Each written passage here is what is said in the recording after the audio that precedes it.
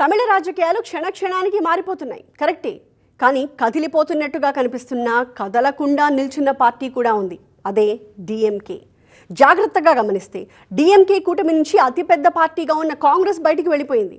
ఆ ఎమ్మెల్యేలు విజయ్ పార్టీకి దగ్గరయ్యారు. అటు అన్నా డిఎంకే మెజారిటీ ఎమ్మెల్యేలు కూడా విజయ్ వెనకే ఉందామనుకుంటున్నారు. బట్ డిఎంకే నుంచి ఒక్క ఎమ్మెల్యే కూడా కదలట్లేదు. విజయ్తో పొత్తు పెట్టుకుందాం అని ఎవరూ మాట్లాడట్లేదు. స్టాలిన్ కూడా గెలుస్తూ ఉంటాం, ఓడిపోతూ ఉంటాం అంటూ ఓడిన కొళత్తూరుకే వెళ్ళి ఓడించిన ప్రజల మధ్య రోడ్ షో చేశారు. ఈ మొత్తం పిక్చర్ అవుట్లుక్ని గమనిస్తే ద్రవిడ రాజకీయాల్ని ఇంతలా కుదిపేస్తున్న ఒకే ఒక్క ఫ్యాక్టర్ టీవీకే.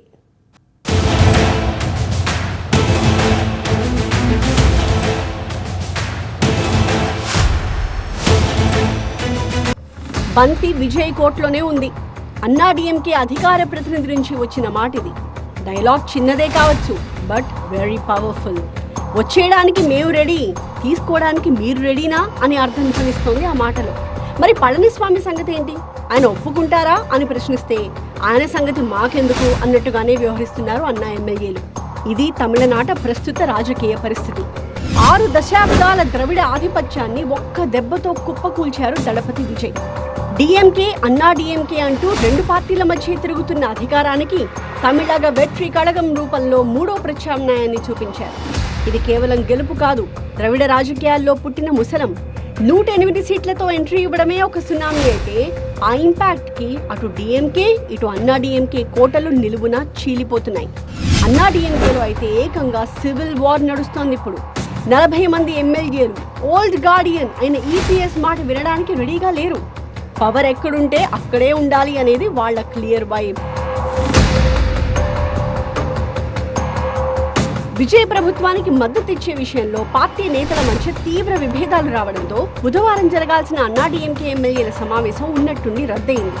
మాజీ మంత్రి సివి షణ్ముగం నేతృత్వంలో సుమారు 35 నుంచి 40 మంది అన్నా డిఎంకే ఎమ్మెల్యేలు విజయ్కి మద్దతు తెలపాలని నిర్ణయించుకున్నట్టు వార్తలొచ్చాయి. దీనికి కొన్ని కారణాలున్నాయి. లోక్సభ, అసెంబ్లీ ఎన్నికల్లో వరుస ఓటములు చవిచూసిన అన్నా డిఎంకేకి ఇప్పుడు విజయ్తో చేతులు కలపడం ద్వారా తిరిగి ప్రభుత్వంలో భాగస్వామ్యం లభించే అవకాశం ఉంటుంది. ప్రస్తుతం గెలిచిన 47 మంది ఎమ్మెల్యేలలో సుమారు 30 నుంచి 40 మంది అధికారంలో లేకపోతే పార్టీ మరింత బలహీనపడుతుందని, ప్రజల మద్దతున్న విజయ్కి మద్దతు ఇవ్వడమే మంచిదనే ఆలోచనలో ఉన్నట్టున్నారు. పైగా పళనిస్వామి నాయకత్వ వైఫల్యం పైన కూడా కొంత అసంతృప్తి కనిపిస్తోంది. ఎడప్పాడి పళనిస్వామి సారథ్యంలో పార్టీకి ఆశించిన ఫలితాలు రాలేదని, ఆయన నిర్ణయాలపై పార్టీలో ఒక వర్గం అసహనంతో ఉంది. పైగా ఇప్పటికిప్పుడు విజయ్కి సపోర్ట్ ఇచ్చి విజయ్ ప్రభుత్వంలో చేరితే కింగ్ మేకర్ పాత్ర పోషించవచ్చు అనేది అన్నా డిఎంకేలోని ఒక వర్గం వారి వాదన. ఒకవేళ అన్నా డిఎంకే బయట ఉంటే కాంగ్రెస్ లేదా ఇతర చిన్న పార్టీలతో విజయ్ ప్రభుత్వం ఏర్పాటు చేస్తారు. అదే అన్నా డిఎంకే మద్దతిస్తే ప్రభుత్వంలో బలమైన పాత్ర పోషించవచ్చు అన్నది వారి వ్యూహం. అన్నా డిఎంకేలో ప్రస్తుతం జరుగుతున్న రచ్చ విజయ్కి మద్దతు ఇవ్వడమా వద్దా అనే అంశంపై మాత్రమే కాదు, పార్టీ మనుగడ కోసం జరుగుతున్న పెనుగులాట. పార్టీలోని 47 మంది ఎమ్మెల్యేలలో సుమారు 40 మంది పళనిస్వామి వైఖరిని బహిరంగంగానే ప్రశ్నిస్తున్నారు. వీరంతా విజయ్కి మద్దతు తెలపాలని మొండిగా ఉన్నారు.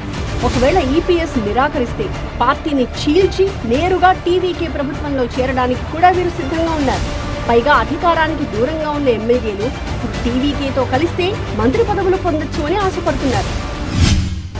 అలాగే ఏడీఎంకే కూడా ఇప్పుడు వాళ్ళు బయట ఉంటే ఎమ్మెల్యేలకి ఈ 5 సంవత్సరాలు ఏమి అధికారం ఉండదో వదిలిపోతారు. పార్టీ అలాగే తగ్గిపోతుంది. కాబట్టి ఏడీఎంకేలో చాలామంది ఎమ్మెల్యేలు అధికారం కోసం విజయ్కి సపోర్ట్ ఉంటే ఆయనకి మంచిదని ఎదురు చూస్తున్నారు. వాళ్ళు వెళ్ళిపోతారు. ఇలా పరిస్థితుల్లో ఎక్కడైతే పెద్ద మార్పులు జరుగుతున్నాయో, పూర్వం ఉన్న సిద్ధాంతాలు, ప్రిన్సిపల్స్, థియరీస్ పనిచేయవు. ఎవరి కోసం వాడే ఎత్తుక్కుంటాడు. తర్వాత ఏమవుతుందో మనం చూడాలి. అందుకే రాజ్యసభ ఎంపీ షణ్ముగం, సీనియర్ నేత వేలుమణి నేతృత్వంలో సుమారు 40 మంది ఎమ్మెల్యేలు ఒక వర్గంగా ఏర్పడి విజయ్కి మద్దతు తెలపాలని ఈపీఎస్ పై ఒత్తిడి తెస్తున్నట్టు వార్తలొచ్చాయి. ఆ రిపోర్ట్స్ ప్రకారం దాదాపు 35 మంది ఎమ్మెల్యేలు షణ్ముగం ఆఫీస్కి వెళ్లారు. చెన్నైలో జరిగిన ఆ మీటింగ్లో విజయ్ పార్టీతో పొత్తు గురించి ఆలోచించమని, ఈ విషయం పళనిస్వామికి చెప్పాలని ఆ 35 మంది ఎమ్మెల్యేలు కోరినట్టు తెలుస్తోంది. పైగా ఎన్నికల ప్రచార సమయంలో అన్నా డిఎంకే పార్టీని పెద్దగా విమర్శించలేదు విజయ్. దీంతో టీవీకేతో కలిస్తే మాత్రం తప్పేంటన్న అభిప్రాయం ఆ పార్టీ నేతల్లో కనిపిస్తోంది. ఈ విభేదాల మధ్య బుధవారం జరగాల్సిన అన్నా డిఎంకే ఎమ్మెల్యేల సమావేశం కూడా క్యాన్సిల్ అయింది. ఎడప్పాడి పళనిస్వామి తమ పార్టీ తరఫున గెలిచినటువంటి 47 మంది ఎమ్మెల్యేలని మీటింగ్కి పిలవటం చెన్నైలో. దాంట్లో జస్ట్ 5 నుంచి 10 మంది మాత్రమే ఆయన మీటింగ్కి వెళ్ళటం. మిగతా వాళ్ళందరూ సిటీలో ఉన్నా కానీ కొంగు రీజియన్లో ఏదైతే కింగ్ పిన్గా ఉన్నటువంటి వేలుమణి నాయకత్వంలో ఆయన ఇంట్లో కూడా సమాంతర సమావేశాలు జరిగినట్టుగా కనిపిస్తోంది. ఒక పక్కన ఆ సమావేశానికి వెస్టర్న్ బెల్ట్ ఇన్ఛార్జ్ అయినటువంటి వేలుమణి, సెంట్రల్ తమిళనాడుకి ఇన్ఛార్జ్ అయినటువంటి విజయభాస్కర్, సౌత్ని చూసుకున్నటువంటి సివి షణ్ముఖం లాంటి వ్యక్తులందరూ హాజరవటం అనేది ఆయన ఇంట్లో. ఒక పక్కన పళనిస్వామి మీటింగ్కి పిలిచినా కానీ రాకుండా అక్కడికి వెళ్ళడం అనేది ఒక రకంగా ఏదో ఒక సంచలనమైన నిర్ణయం అయితే వస్తున్నట్టుగానే ఉంది ఏడీఎంకే సైడ్ నుంచి. అయితే అన్నాడీఎంకే ఎమ్మెల్యేల మీటింగ్ జరిగిన కొద్దిసేపటికే అన్నాడీఎంకే ప్రధాన కార్యదర్శి పళనిస్వామితో టీవీకే పార్టీ తరఫున ప్రతినిధిగా ఆధవ్ అర్జున భేటీ అయినట్టు కొన్ని వార్తలు వచ్చాయి. ప్రభుత్వ ఏర్పాటుకు మద్దతు కోరుతూ ఈ చర్చలు జరిగాయనేది దాని సారాంశం. బట్ విజయ్కి అన్నాడీఎంకే మద్దతు ఇవ్వడంపై మరో వర్గం తీవ్రంగా వ్యతిరేకిస్తోంది. ఎట్టి పరిస్థితుల్లోనూ టీవీకేతో జత కట్టొద్దని చెప్తోంది. ఈ విభేదాలు అన్నాడీఎంకే పార్టీలో ఉన్న అసమ్మతి వర్గానికి మరింత బలాన్నిచ్చాయి. ప్రస్తుతానికి అన్నాడీఎంకే 2 వర్గాలుగా విడిపోయే పరిస్థితి కనిపిస్తోంది. ఇది పార్టీలో అధికారిక చీలికకు దారితీస్తుందా లేదా అనేది మరికొద్ది గంటల్లో తేలనుంది. ఒకవేళ అన్నాడీఎంకే వర్గం ఎమ్మెల్యేలు కానీ అన్నాడీఎంకే కానీ విజయ్ పార్టీతో కలవడానికి రెడీ అయితే అదో పెద్ద సంచలనం అవుతుంది. ఎందుకంటే 6 దశాబ్దాలుగా ద్రవిడ సిద్ధాంతాల్ని ముందుకు తీసుకువెళ్లే పార్టీలే తమిళనాడుని ఏలుతున్నాయి. ఆ పార్టీల పేర్లలోనే ద్రవిడ అనే పదం ఉంది. కానీ తొలిసారిగా ద్రవిడ సిద్ధాంత పార్టీలు కాకుండా విజయ్ పార్టీ అధికారం చేపడుతోంది. అలాంటి పార్టీకి మద్దతు ఇవ్వడం అంటే ద్రవిడ సిద్ధాంతాల్ని పక్కన పెట్టడమే అవుతుంది. తమిళనాట ద్రవిడ అధికార శకానికి ముగింపు వస్తుంది. ఇకపై సరికొత్త రాజకీయాలు చేయాల్సిన పరిస్థితి. విజయ్తో ఉంటే ఆ సిద్ధాంతాల్ని కొంత పక్కన పెట్టాల్సిందే. అంటే తమ మనుగడనే మార్చుకోవాల్సిన పరిస్థితి. ఈ స్థితిలో తమ అస్తిత్వ సిద్ధాంతాన్ని వదులుకుని అన్నాడీఎంకే రాజకీయ ప్రయాణం చేయగలదా అనేది కూడా ఆలోచించాల్సిందే. ప్రస్తుతం తమిళనాట అధికారం చేపట్టాలంటే 118 మంది ఎమ్మెల్యేల మ్యాజిక్ ఫిగర్ అవసరం. విజయ్ దగ్గర ఉన్నది 107 మంది ఎమ్మెల్యేలే. కాంగ్రెస్ నుంచి 5గురు మద్దతు ఇచ్చినా ఇంకా 6గురు అవసరం. అందుకే ఈ గ్యాప్ ని ఫిల్ చేసేందుకు మేమున్నాం అంటోంది అన్నాడీఎంకేలోని ఒక వర్గం. 108 సీట్లు గెలవగానే డైరెక్ట్ గా రాహుల్ గాంధీ నుంచే తలపతికి ఫోన్ వెళ్ళింది. అద్భుతమైన విజయం సాధించారు మీరు అని అంటూనే ఇది యువగళం సాధించిన విజయం అన్నారు. అంటే స్టాలిన్ నాయకత్వాన్ని రాహుల్ గాంధీ పరోక్షంగా తక్కువ చేసినట్టే అనేది డీఎంకే భావన. చూస్తుంటే టీవీకే రూపంలో ఒక పార్టీ ఎప్పుడెప్పుడు ఉద్భవిస్తుందా అని కాంగ్రెస్ పార్టీ ఎదురు చూస్తున్నట్టే కనిపించింది. అనుకున్నట్టుగానే 60 ఏళ్ల ఆధిపత్యం, తిరుగులేని ద్రవిడ కోట ఒక్కసారిగా కుప్పకూలాయి. అన్నాదురై, కరుణానిధి వారసత్వంగా చెప్పుకునే డీఎంకే సామ్రాజ్యాన్ని ఒకే ఒక్కడు గడగడలాడించాడు. దీన్ని కేవలం స్టాలిన్ ఓటమిగానో ఆ పార్టీ అపజయంగానో చూడకూడదు. బలమైన ద్రవిడ పార్టీకి ఎదురైన ఎదురుదెబ్బగా డీఎంకే కూటమిలో చోటు చేసుకున్న భారీ కుదుపుగా చూడాలి. మొత్తానికి ఒకే ఒక్క విజయంతో ద్రవిడియన్ పార్టీలను షేక్ చేసి పడేశారు విజయ్. దశాబ్దాల స్నేహాన్ని కూడా విడిపోయేలా చేశారు. నిజానికి రాహుల్ గాంధీ, స్టాలిన్ మధ్య దూరం ఎప్పటినుంచో. జాతీయ స్థాయిలో కాంగ్రెస్ బలపడాలని చూస్తుంటే తమిళనాడులో తన ప్రాబల్యం తగ్గకూడదని డీఎంకే భావించింది. అందులో భాగంగానే సీట్ల సర్దుబాటు సమయంలో కాంగ్రెస్ కి అతి తక్కువ సీట్లు కేటాయించింది డీఎంకే. ఇది కాంగ్రెస్ హైకమాండ్ కి ఆగ్రహం కలిగించింది. ఆ ఆగ్రహం నేరుగా బయటపడింది కూడా. రాహుల్ గాంధీ, స్టాలిన్ కనీసం ఒక్కసారి కూడా కలిసి ప్రచారం చేయకపోవడమే ఇందుకు నిదర్శనం. పొరుగున ఉన్న పుదుచ్చేరిలో రాహుల్ గాంధీ ప్రచారం చేసినా అక్కడి నుంచి కేవలం 100 కిలోమీటర్ల దూరంలో ఉన్న తమిళనాడులో అడుగు పెట్టలేదు. పుదుచ్చేరి ర్యాలీలో డీఎంకే పేరును గాని, స్టాలిన్ పేరును గాని కనీసం ప్రస్తావించలేదు రాహుల్ గాంధీ. అదే రోజు స్టాలిన్ కూడా రాహుల్ గురించి మాట్లాడలేదు.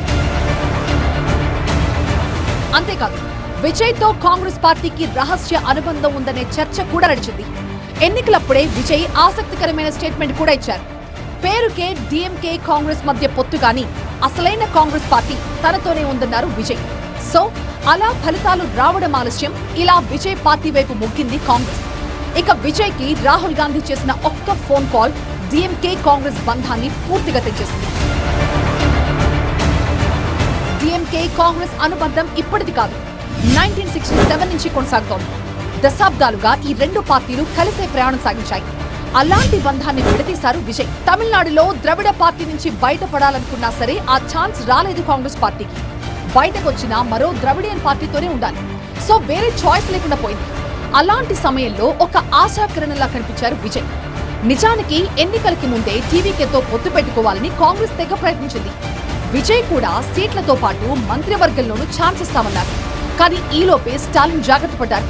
కొన్ని సీట్లు కేటాయించి పొత్తు కుదుర్చుకున్నారు. ఇది బలవంతపు పొత్తని అప్పట్లో ప్రచారం జరిగింది. ఎందుకంటే ప్రభుత్వం ఏర్పడితే కాంగ్రెస్ కి మంత్రి పదవులు ఇవ్వాలని రాహుల్ టీం కోరింది. కానీ తమిళనాడులో సంకీర్ణ ప్రభుత్వానికి తావు లేదని స్టాలిన్ తేల్చి చెప్పారు. ఇదే సమయంలో విజయ్ కాంగ్రెస్ కి ప్రభుత్వంలో భాగస్వామ్యం కల్పిస్తామని హామీ ఇచ్చారు. అప్పటికే స్టాలిన్ తో ఒప్పందం కుదరడంతో ఉండాలో వెళ్లిపోవాలో తెలియని స్థితిలో డీఎంకేతో అలా ఉండిపోవాల్సి వచ్చింది కాంగ్రెస్. ఇప్పుడు ఆ పరిస్థితిని మార్చేశారు విజయ్. తన ప్రభుత్వంలో కాంగ్రెస్ కి 2 మంత్రి పదవులు ఇస్తామని హామీ ఇచ్చి ఒక ద్రవిడియన్ పార్టీతో కాంగ్రెస్ పార్టీకున్న బంధాన్ని తెచ్చేశారు. విజయ్ చేసిన పని ఏమిటంటే డిస్రప్షన్ కాదు, టోటల్ డిస్ట్రక్షన్ చేశాడు. అంతా పూర్తిగా ఉన్నదంతా తొవ్వేశాడు. కొత్తగా వచ్చింది ఏంటంటే కాంగ్రెస్ పార్టీ 1967 నుంచి వేల వరకు దాదాపు 60 సంవత్సరాలు ఏ పదవి తమిళనాడు లేని వాళ్ళకి ఇప్పుడు అవకాశం వస్తుంది. అలా కొత్త రాజకీయం తమిళనాడులో వస్తుంది. పనిచేస్తుందా లేదా చెప్పలేం. పూర్వం ఉండే ద్రవిడినిజము లేకపోతే యాంటీ హిందీ ఇవన్నీ తగ్గిపోతాయి. ఎందుకంటే ఇవన్నీ పని చేయలేదు డిఎంకేకి. ఏడీఎంకేకి కొత్త జనరేషన్ వచ్చింది. జెన్ జీ 18 సంవత్సరాల నుంచి 39 సంవత్సరాలు ఉన్న వాళ్ళు 65% విజయ్ కేసారు. డబ్బులు తీసుకోకుండా, అడగకుండా, కేన్వాసింగ్ లేకుండా. ఈ మార్పు దేశం అంతా ఇంపాక్ట్ వస్తుందని కూడా మనం ఏదో చూడొచ్చు. విజయ్ కి కాంగ్రెస్ పార్టీ మద్దతు ప్రకటించడాన్ని చారిత్రక ద్రోహం అంటూ కామెంట్ చేసింది టీఎంకే.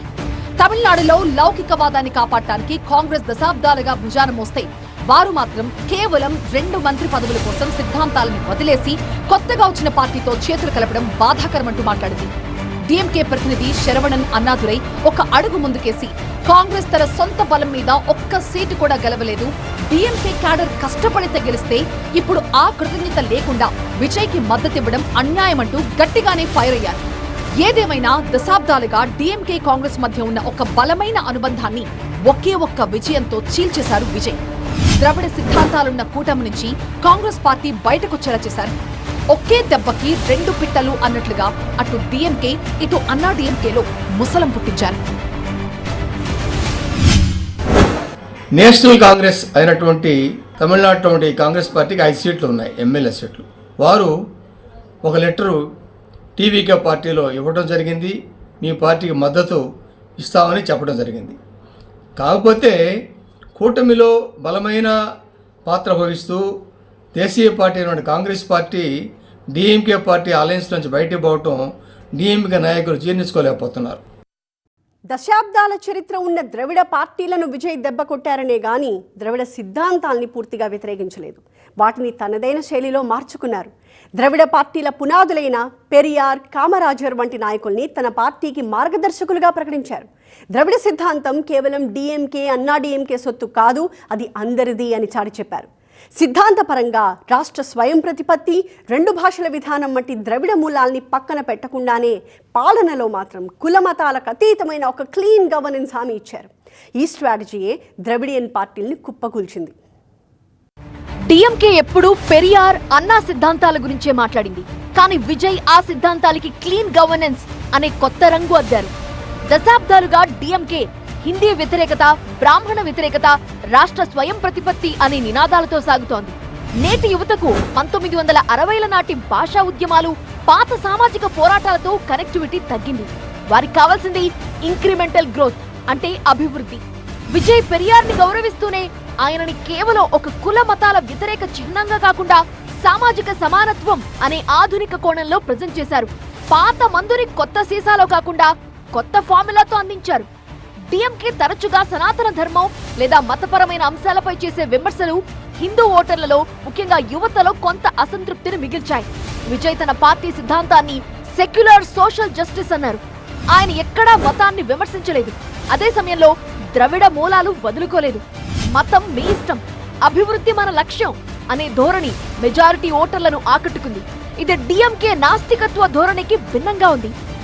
ద్రవిడ ఉద్యమం కేవలం రాజకీయం మాత్రమే కాదు, అది ఒక సామాజిక విప్లవంగా ప్రారంభమైంది. బ్రాహ్మణేతర వర్గాల హక్కుల కోసం పోరాడేందుకు పెరియార్ రామస్వామి నేతృత్వంలో జస్టిస్ పార్టీ పుట్టింది. ఇది ప్రభుత్వ ఉద్యోగాల్లో రిజర్వేషన్లు, సామాజిక సమానత్వం కోసం పోరాడింది. పెరియార్ శిష్యుడైన అన్నాదురై రాజకీయాల్లోకి రావడానికి డిఎంకేని స్థాపించారు.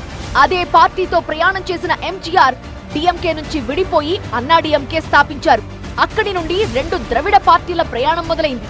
అలాంటి ద్రవిడ పార్టీలను విజయ్ దెబ్బతీశారు. డిఎంకే కేవలం ద్రవిడ మోడల్ అనే నినాదంతో కాలం గడుపుతోందని తప్ప క్షేత్రస్థాయిలో అవినీతి ఆపలేకపోయిందని, నిరుద్యోగాన్ని పోగొట్టలేకపోయిందని ప్రజల్లోకి తీసుకెళ్లారు. ద్రవిడ పార్టీలు పాత భాషా ఉద్యమాల గురించి మాట్లాడుతుంటే ఆధునిక విద్య, టెక్ రంగంలో ఉద్యోగాల గురించి మాట్లాడారు.